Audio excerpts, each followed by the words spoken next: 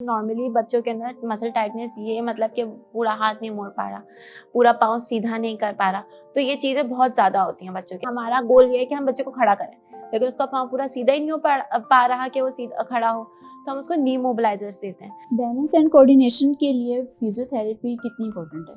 तो balance and coordination के लिए फिजियो बहुत अच्छी है। नॉर्मल बच्चा होता है, उसको अल्लाह ने सलाह दी होती है कि वो गिरता है, संभलता है, सीख लेता है। सीपी के बच्चों को हम सिखाते हैं।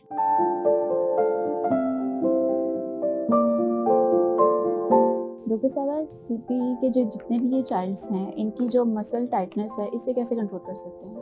अच्छा, सीपी के अंदर मसल टाइटनेस जो होती है बहुत ज़्यादा होती है, ठीक है। नॉर्मली बच्चों के अंदर मसल टाइटनेस ये मतलब कि पूरा हाथ नहीं मोड़ पा रहा, पूरा पाँव सीधा नहीं कर पा रहा, तो ये चीज़ें बहुत ज़्यादा होती हैं बच्चों के अंदर। तो इनको कंट्रोल कैसे किया?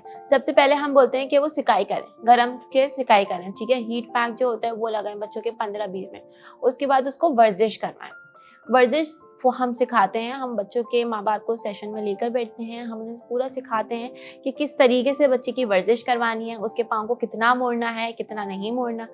इसके अलावा हम उसको असिस्टिव डिवाइसेस बताते हैं, मोबिलाइजर्स बताते हैं। नी मोबिलाइजर्स होते हैं कि अगर उसको हमें उसका नी कॉन्ट्रैक्चर, उसका पूरा उसको खड़ा होना है, हमारा गोल ये है कि हम बच्चे को खड़ा करें, लेकिन उसका पाँव पूरा सीधा ही नहीं हो पा रहा कि वो सीधा खड़ा हो, तो हम उसको नी मोबिलाइजर्स देते हैं।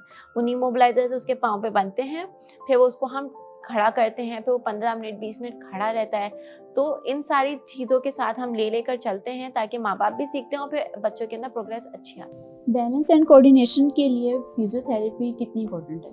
तो बैलेंस एंड कोऑर्डिनेशन के लिए फिजियो बहुत अच्छी है, ठीक है। अगर एक बच्चे को फिजियोथेरेपी दें तो उसकी बैलेंस कोऑर्डिनेशन बिल्कुल अच्छे से बेहतर हो सकता है, वो अपने आप को संभालना सीख लेते हैं। हम क्या करते हैं, हम बच्चों को सिखाते हैं कि वो हर चीज़ किस तरीके से करें। नॉर्मल बच्चा होता है, उसको अल्लाह ने सलाह दी होती है कि वो गिरता है, संभलता है, सीख लेता है। सीपी के बच्चों को हम सिखाते हैं कि वो अपने आप को किस तरीके से संभाले। गिर रहा है तो उठना कैसे, कैसे हाथ नीचे रखना है, कैसे पाँव करना है, फिर खड़ा होना है, ठीक है। अगर कोऑर्डिनेशन का मसला है, कोऑर्डिनेशन का मसला ये है कि वो चल नहीं पा रहा, ठीक है, कोई सामने से चीज़ आ रही है उसे पकड़ नहीं पा रहा, तो उसके लिए हम लोग बॉल की कैच एंड थ्रो करवाते हैं, ठीक है। बड़े बॉल से लेकर शुरू करते हैं, फिर छोटे छोटे बॉल से, ताकि उसकी कोऑर्डिनेशन अच्छी हो। हम उसको जंपिंग करवाते हैं, उससे उसकी कोऑर्डिनेशन बेहतर होती है। सिंगल लेग स्टैंडिंग होती है कि एक पाँव के ऊपर खड़ा हो, उससे उसकी बैलेंस बेहतर होती है, ठीक है। टो वॉकिंग होती है, टो वॉकिंग से क्या होता है, उसके पाँव के मसल्स हमारे स्ट्रेंथन होते हैं, बढ़ते हैं, अच्छा पावर होता है वो कर। तो अलग अलग स्ट्रैटेजीज, अलग अलग एक्सरसाइज बच्चे की सिवियरिटी, बच्चे की अडेप्टेबिलिटी को देखकर कि वो कितनी जल्दी सीख सकता है, देखकर हम उसका प्लान पूरा बनाते हैं, फिर उसको उस हिसाब से लेकर चलते हैं।